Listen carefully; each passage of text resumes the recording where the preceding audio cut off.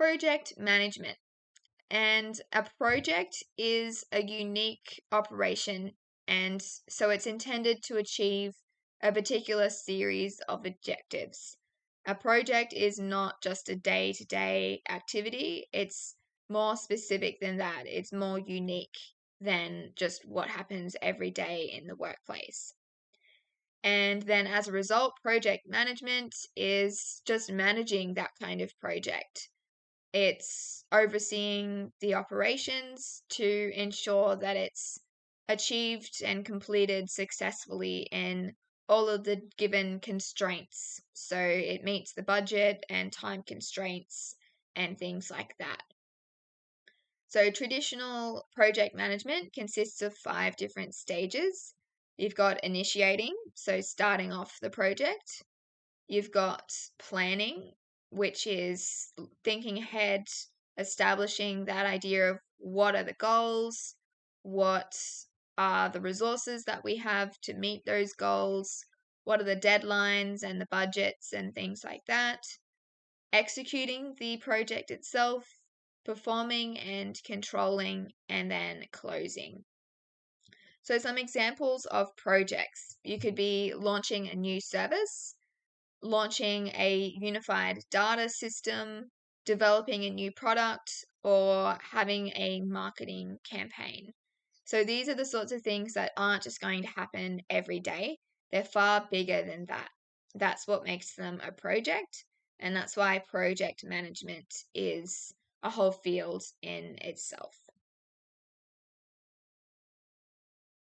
Now, there are a few different project management methods. We're looking at the waterfall method and the agile method. So the waterfall method is a bit more traditional, and it's about phases that occur consecutively from beginning to end. It's a linear kind of model where you're going from one thing to the next. Whereas the agile method is a little bit more modern, and it's often used in fast moving business settings, innovative business settings, because of its flexibility. So it's more iterative. You've got frequent releases of things with incremental enhancements in every iteration.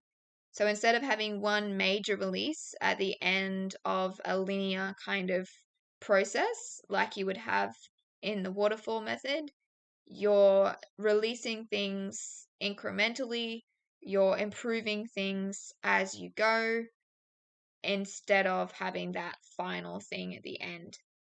So having those frequent releases allows for identifying different problems with initial releases. It allows for collaboration because different people can get involved and give feedback and all contribute to improving what was made.